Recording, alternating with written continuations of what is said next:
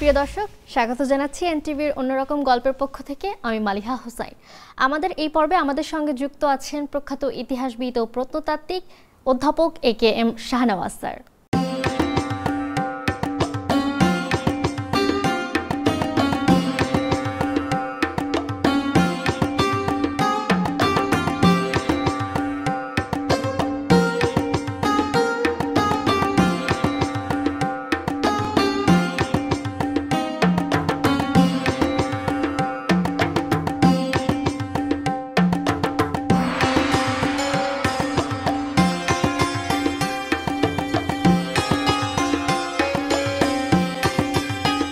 আমাদের আজকের টপিক হচ্ছে এই মহানগরী ঢাকা। আসলে এই মহানগরী ঢাকার বয়স কত? এটা খুবই দরকারি এবং জটিল প্রশ্ন। জটিল এই জন্য যে আমাদের দীর্ঘকাল পর্যন্ত আমরা আমাদের যে ইতিহাস গ্রন্থগুলো আছে, বিভিন্ন লেখনী, তার মধ্য দিয়ে ঢাকা শহর খণ্ডিত বয়সে এসে গেছে। যেমন আমরা বরাবরই জেনে অভ্যস্ত, মোগলরা এসে ঢাকা নগরীটাকে তৈরি করেছে।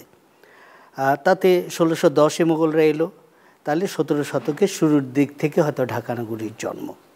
90-এর দশকে, গত শতকে 90-এর দশকে প্রথম বাংলাদেশে প্রত্নতত্ত্ব চর্চা শুরু হয়, উচ্চশিক্ষা ক্ষেত্রে প্রত্নতত্ত্ব পড়ানো হয়। ফলে আমরা প্রত্নতাত্ত্বিক খননের মধ্য দিয়ে যে তথ্যসূত্রগুলো বের করছি, যে উপাদানগুলো বের করছি, সেগুলোর ভেতর থেকে নতুন করে ঢাকাকে চেনার একটা অবকাশ তৈরি হয়েছে।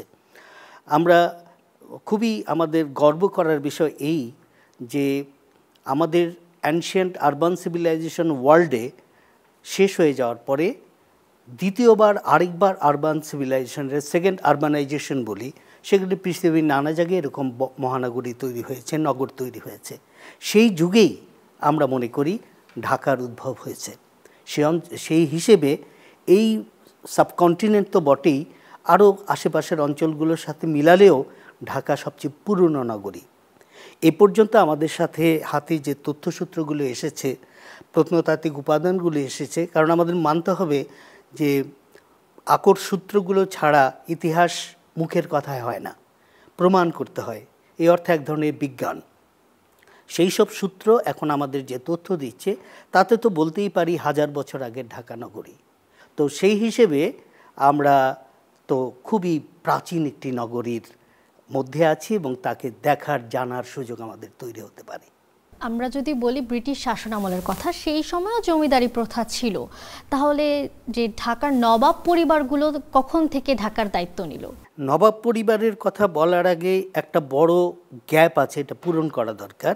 একটুখানি আমি শুধু জুড়ে দিচ্ছি। তা হচ্ছে এই যে মোগল ঢাকা থেকে যাত্রা শুরু বলেছিল, এখন আমাদের হাতে প্রচুর তথ্য এসে গেছে, প্রচুর প্রত্নতাত্ত্বিক সূত্র এসে গেছে।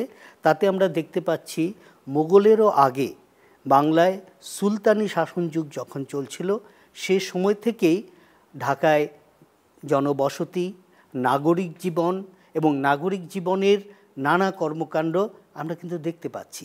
সেগুলো এখন প্রমাণিত। ফলে সেই সবের সূত্র ধরে আমরা মনে করি ঢাকা নগরী মোগল আসার অনেক আগেই একটা নাগরিক জীবন পেয়ে গেছে। এরপরে মোগল যখন এলো 1610-এ, তারা যখন ইসলাম খাঁর মধ্য দিয়ে ঢাকায় যেটা হলো, সেটা কিন্তু স্বাধীন বাংলা না, দিল্লির অধীনে একটি প্রদেশ মাত্র, যাকে সুবা বলা হতো। সেই সুবাদার ছিলেন ইসলাম খাঁ। সুতরাং আগের যে ধারাবাহিকতা, সেই ধারাবাহিকতায় এবার মোগল সুবাদাররা, যাদের ক্যাপিটাল ছিল এই সুবার ঢাকা, ফলে ঢাকায় এই সমস্ত সুবাদাররা আসতেন এবং তাদের নানা রকম কর্মভূমিকার মধ্য দিয়ে ঢাকা আরও নতুন করে সেজেছে। এবং 20 শতকে যখন নবাবরা এলো, নবাবরা তো বহিরাগত, তারা মূলত কাশ্মীরে ছিল। কাশ্মীর থেকে তাদের পূর্বপুরুষরা তারা বাণিজ্য করতেন। তারা চামড়ার ব্যবসায়ী ছিলেন, তারা লবণের ব্যবসায়ী ছিলেন এবং ব্যবসা করতে করতে একসময় কলকাতায় আসে, কলকাতা থেকে আমাদের সিলেটে আসে, সিলেট থেকে পরে ঢাকায় আসে এবং ঢাকায় তারা জমিদারি কিনে আগের ব্যবসায়ী পরিচয়ের থেকে জমিদারি পরিচয়ের মধ্যে তারা চলে আসে। ফলে এই নবাবরা কিন্তু অনেকে যারা অত খোঁজ করেন না, তারা নেগেটিভলি একটু দেখেন যে নবাবরা ইংরেজদের দালাল ছিল।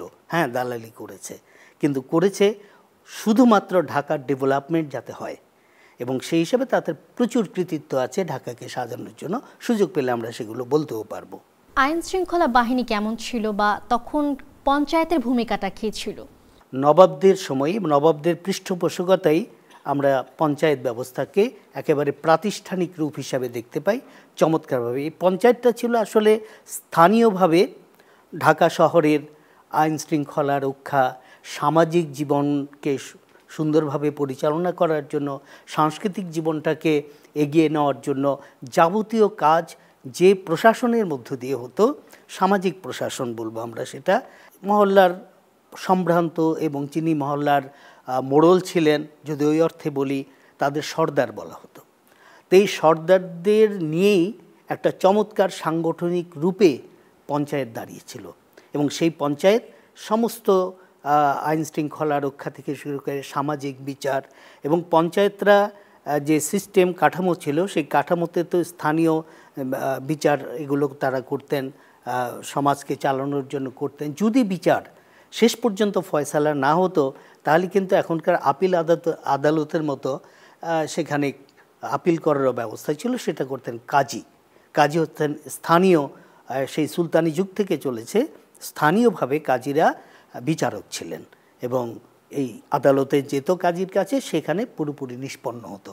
সুতরাং একটা খুব সিস্টেমেটিক ওয়েতে আমরা বলবো যে আইন শৃঙ্খলা ব্যবস্থাকে এগিয়ে নেওয়ার জন্য পঞ্চায়েত গুরুত্বপূর্ণ ভূমিকা পালন করেছে এবং এই পঞ্চায়েত গড়ে দেওয়া, পঞ্চায়েতের ব্যবস্থাপনাগুলো দেখভাল করা, এই সমস্ত কিছুই কিন্তু নবাব পরিবার থেকে হয়েছে এবং নবাবরাই সেটা করেছে। আধুনিক ঢাকা পত্তনে কাদের ভূমিকা বেশি ছিল? যদি আমরা এই ঢাকার কথাই বলি, নবাবদের আগে থেকেই ঢাকার কিন্তু একটা তৈরি হচ্ছিল সুলতানি যুগ থেকেই। যেমন ঢাকায় সুলতানি যুগে, পুরনো ঢাকায় আমরা মসজিদ গড়তে দেখি, তার মানে হচ্ছে মুসলিম কমিউনিটি চলে এসছে এবং তাদের মধ্য দিয়ে সমাজ জীবন একটা নতুন গতি পাচ্ছে।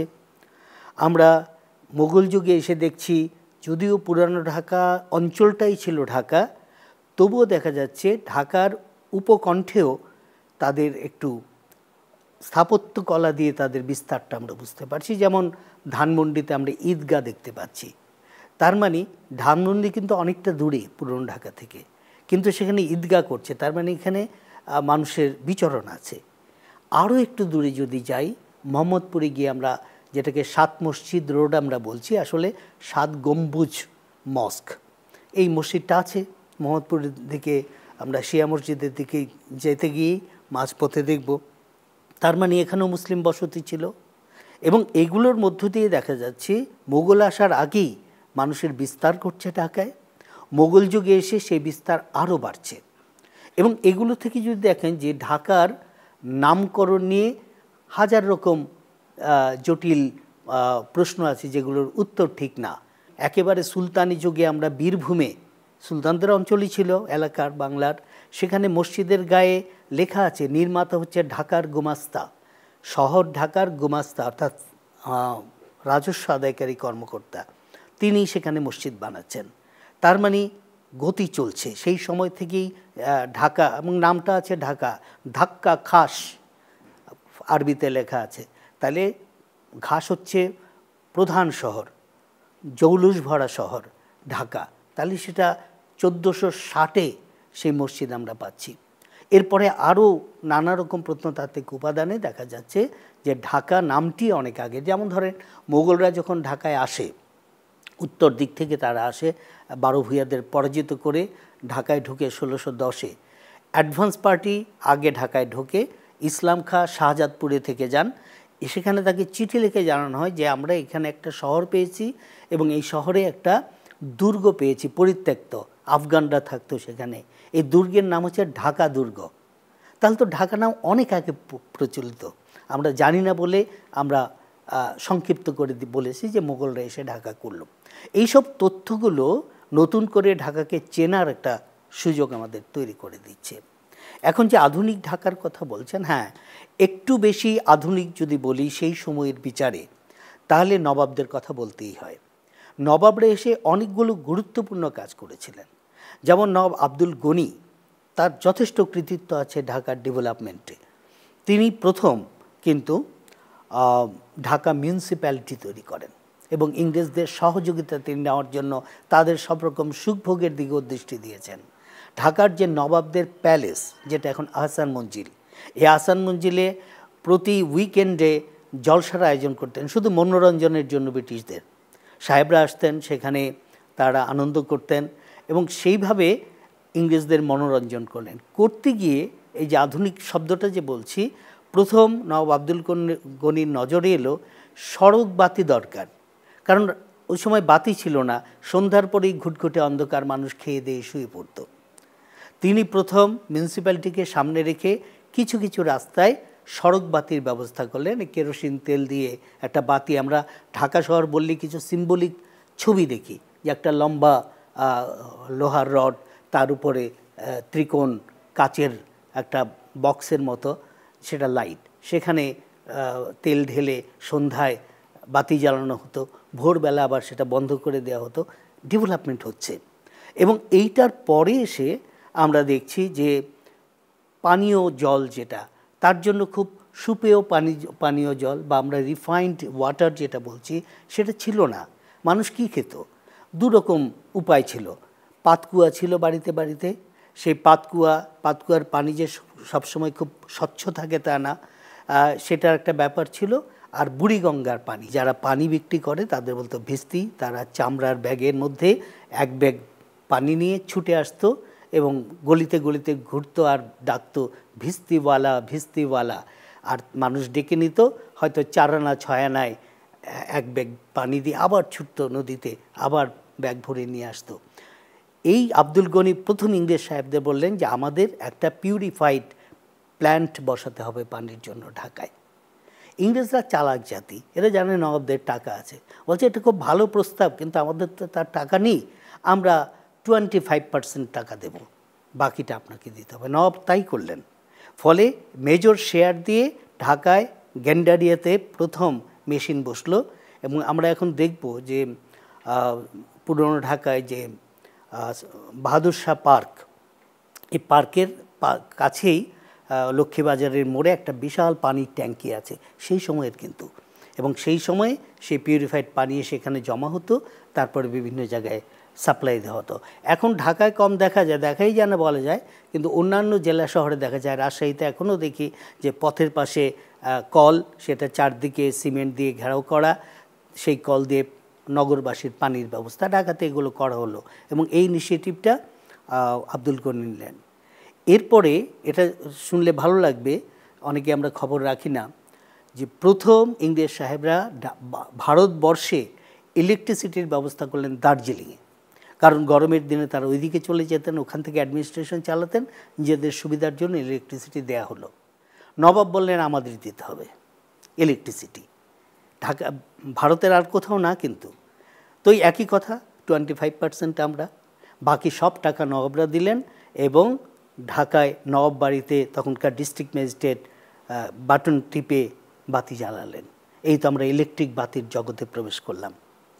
এই কাজগুলো কিন্তু নবাব আব্দুল গনি একটা খুব গুরুত্বপূর্ণ কাজ করেছিলেন। যেহেতু মেজর শেয়ার পানি এবং ইলেকট্রিসিটি তার, তিনি চুক্তি করিয়ে নিলেন যে যেহেতু টাকা আমি বেশি দিয়েছি, ফলে যতদিন নগরবাসী এই সুবিধা ভোগ করবে তাদের থেকে কোনো ট্যাক্স নেওয়া যাবে না, এমনটা ওয়েব করিয়েছিলেন। তো এইভাবে মোটামুটি এগুতে থাকে। এরপরে নানা রকম প্রশাসনিক দপ্তরগুলো হতে থাকে এবং সেভাবে ঢাকা শহর আধুনিকতার দিকে চলে যায়। এইরকম উত্থান পতনের মধ্য দিয়ে ঢাকা আজকের আধুনিক যে সময়ের সাথে সংযুক্ত করে দেয়। আমাদের কাছে ঢাকা মানে হচ্ছে মসজিদের শহর। তো এই মসজিদের শহর এটা কিভাবে শুরু হলো, আর ঢাকায় প্রথম মসজিদ কোথায় এবং কিভাবে শুরু হলো জানাবেন। এটার সূচনা যদি বলি, ঢাকার নারিন্দা মূল রাস্তার পাড়ি, তো এটাকে পপুলারলি বলে বিনোদ বিবির মসজিদ। আমি ইতিহাসের ছাত্র হিসেবে বলব বড় ভুল বলে, কারণ এই মসজিদের নামটা জানার একটাই উপায় আছে। এখনও মসজিদের মূল দরজার উপরে কালো ব্যাসল্ট শিলায় ফার্সিতে কিছু লেখা আছে। এই লেখাই আমাদের তথ্য দেয়। সেই তথ্যে যদি পাই, সেখানে বিনোদ বিবি বলে কারো নাম পাই না। যেটা পাই সেটা হচ্ছে বখত বিনোদ। ওখানে লেখা আছে মোসাম্মত বখত বিনত দোখতারে মারামাত, অর্থাৎ মারামাতের কন্যা বখত বিনত এই হিজরি সনে এই মসজিদটি বানিয়েছিলেন। এখন দুটো জিনিস এখানে, কিন্তু এক হচ্ছে সময়টা আমরা পাচ্ছি, সময়টা যদি হিজরি থেকে কনভার্ট করি তাহলে সেটা 1455-56 এরকম একটি সনে মসজিদটি বানানো হয়েছে। এবং কে বানিয়েছিলেন? একজন মহিলা যার নাম বখত বিনত। এরপর অব্যাহত গতিতে মসজিদ বাড়তে থাকে, আর যতটা বাড়ি, যতটা দূরে যাই, ততটাই আমরা মনে করি অত দূর পর্যন্ত মুসলিম সোসাইটির ডেভেলপমেন্ট হচ্ছে, বেড়ে যাচ্ছে, সম্প্রসারিত হচ্ছে। এবং সেগুলো করতে গিয়ে আমরা সুলতানি যুগের পরে এসে দেখেন, এখানে আরেকটা খুব ইন্টারেস্টিং ব্যাপার আছে। আরেকটি মসজিদের কথা বলাই যায় সুলতানি যুগ, তাতে অনেকগুলো ইতিহাস তৈরি হয়ে যায়। সেটা হচ্ছে আজকে যে জেলখানা ঢাকায় যেটা ছিল, যেটা এখন সরে গেছে, এই জেলখানার পাশে একটা গলি ছিল। গলিটার নাম হয়তো ওইভাবে এখন নেই, গিরিদা কিল্লা বলতো। এই গিরিদা কিল্লা তো মানে দুর্গ। জেলখানাকে দুর্গ কেন বলছে? না, ওই যে আমরা একটু আগে বললাম যে মোগলরা যখন ঢুকে তখন আফগানদের ফেলে যাওয়া দুর্গ দেখেছিল, ঢাকা দুর্গ। এই জেলখানার ভিতরেই সে ঢাকা দুর্গ। ইদানিং একটু খনন হয়েছে, তাতে দুর্গের কিছু কাঠামো বেরিয়ে আসছে। কাজটা খুব বড় হয়নি, হয়তো ভবিষ্যতে হবে। এই গিরিদা কিল্লা একটা মসজিদ বানানো হয়েছিল, নাসওয়ালা গলির মসজিদ বলে। এই আমাদের বখত বিনতের যে মসজিদ, তার 2 বছর পরে এটা নির্মিত হয়েছিল। মোগল যুগে আমরা অনেক মসজিদ পাই, যেমন লালবাগ ফোর্টের ভিতরে একটা মসজিদ আছে, খাজা আম্বর মসজিদ আছে, যেটা এখন কাউরান বাজার। এই কাউরান বাজারে মূল মসজিদটি আছে, এখন বড় করে করেছে, রাস্তা থেকে দেখা যায়। সেটা আছে বেগম বাজারে, অর্থাৎ আমাদের নিউ মার্কেট দিয়ে যদি আমরা বিজিবির হেডকোয়ার্টারের পাশ দিয়ে রাস্তা দিয়ে ভেতরে যাই, হাজারীবাগ যেখানে যাওয়া যায়, সেখানে ঢুকলে বেগম বাজার পাওয়া যাবে। এই বেগম বাজারও মুঘল যুগের নাম ধারণ করে আছে, কারণ মুঘল বেগমরা তাদের জন্য একটা বাজার তৈরি করে দেয়া হয়েছিল। তো এই বাজারে একটা মসজিদ আছে, চমৎকার মসজিদ আছে। খান মোহাম্মদ মির্ধা মসজিদ আছে পুরনো ঢাকায়, চকবাজারে মসজিদ আছে। এরকম অনেক মসজিদের খোঁজ আমরা পাচ্ছি, যেটা মুঘল যুগে এবং কন্টিনিউশন হচ্ছে কলোনিয়াল পিরিয়ডে। তারা মসজিদ বলছি আরবানি টোলাতে, এই তারা মসজিদ হচ্ছে। এ ধরনের অনেকগুলো মসজিদের একটা হিসেব আমরা দাঁড় করাতে পারি। সেইগুলোর বিচারেই হয়তো বলতো মসজিদের শহর ঢাকা। এবং খাবারের কথা যেটা বললেন, আমরা খুব যৎসামান্যই তথ্য পাই, সূত্র পাই, এবং সেগুলোতে আমরা দেখি যেমন বাকরখানি। এখন তো বাকরখানি জনপ্রিয় হয়ে গেছে। বলা হয় যে আগা বাকের বলে একজন খুব সম্ভ্রান্ত ছিলেন ঢাকায় মুঘল যুগে, এবং তিনি সম্ভবত এটার উদ্ভাবক ছিলেন। এ নিয়ে অনেক বিতর্ক আছে। কেউ বলেন ময়মনসিংহের যাত্রা শুরু। যেভাবেই হোক না কেন, এই বাকরখানি খাবারটি সেই সময়ের এবং এটা প্রচলিত হয়।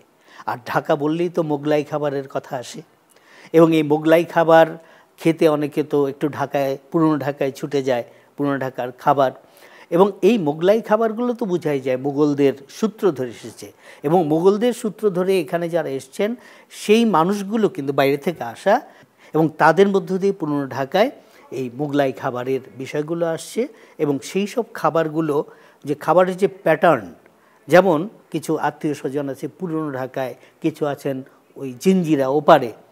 আমরা ছেলেবেলা থেকে দেখতাম যখন আসতেন ওই নানারা, আসতে দেখলে ভালো লাগতো ছোটোদের আমাদের, কারণ জানি তার হাতে 2টো প্যাকেট থাকবে, একটা প্যাকেটে বাকরখানি, একটা প্যাকেটে মিষ্টি। এই যে সম্মিলন, এটা কিন্তু ঢাকার একটা ঐতিহ্য। বাকরখানির সাথে মিষ্টি সহযোগে খেতে হবে। এই ব্যাপারগুলো কিন্তু সাংঘাতিকভাবে আমাদের তথ্য দেয়। তাছাড়াও খাবার পরিবেশন, এগুলোর মধ্যে এক ধরনের আভিজাত্য আছে, যে আভিজাত্যটিও বাহিত হয়ে এসেছে। অর্থাৎ সেই দিল্লি থেকে মুঘলদের আতিথেয়তার স্টাইল, সেগুলো অ্যাডাপ্ট করেছে। কারণ আমরা জানি যে সংস্কৃতি বহতা নদীর মতো, সে বয়ে চলে। আমরা জানিও না, অবচেতন মনে আমাদের ভেতর পুরনো সংস্কৃতি, পূর্বতনদের সংস্কৃতি আমরা লালন করছি, ধারণ করছি, এবং সেগুলো এসে কিন্তু একটা কাঠামোতে দাঁড় করায়। আমাদের এখন দরকার খুঁজে বের করা, একে এখানকার নিজস্ব, না এটা অন্য কোথাও থেকে এসেছে। ফলে সব মিলিয়ে একটা আলাদা রকম বৈচিত্র্য, যে তখন যে একটা আভিজাত্য ছিল, সেই আভিজাত্যগুলো থেকে এখনও পুরনো ঢাকার মানুষ বেরিয়ে আসতে পারছে না বা চাচ্ছেও না, কারণ ওটা তাদের সংস্কৃতি তাদের নিয়ন্ত্রণ করছে, যে সংস্কৃতি তারা জানে না কিন্তু ভেতরে কাজ করছে। এইভাবে আমরা দেখতে পাই ঢাকা তার একটা নিজস্বতা নিয়ে দাঁড়িয়ে আছে, যে প্রায় দ্বিতীয় আরবানাইজেশনের যুগে পৃথিবী জুড়ে যে নতুন করে শহরগুলো, জৌলুসপূর্ণ শহরগুলো তৈরি হচ্ছে, সেই শহরের মর্যাদায় ঢাকা যদি আমরা চর্চাটাকে ঠিক মতো রাখতে পারি, তাহলে সেই মর্যাদাটা আমরা উপস্থাপন করতে পারি নিজের দেশে এবং দেশের বাইরে সবার কাছে। ফলে আমাদের ঢাকা, সেই আমাদের যে প্রিয় ঢাকা বলে আপনারা শুরু করলেন, সেই প্রিয় ঢাকা তার একটা প্রিয়তম অবস্থানে পৌঁছতে পারে। দর্শক, আমাদের প্রিয় মহানগরী ঢাকার বয়স কত, এই সম্পর্কে এতক্ষণ জানছিলাম স্যার থেকে।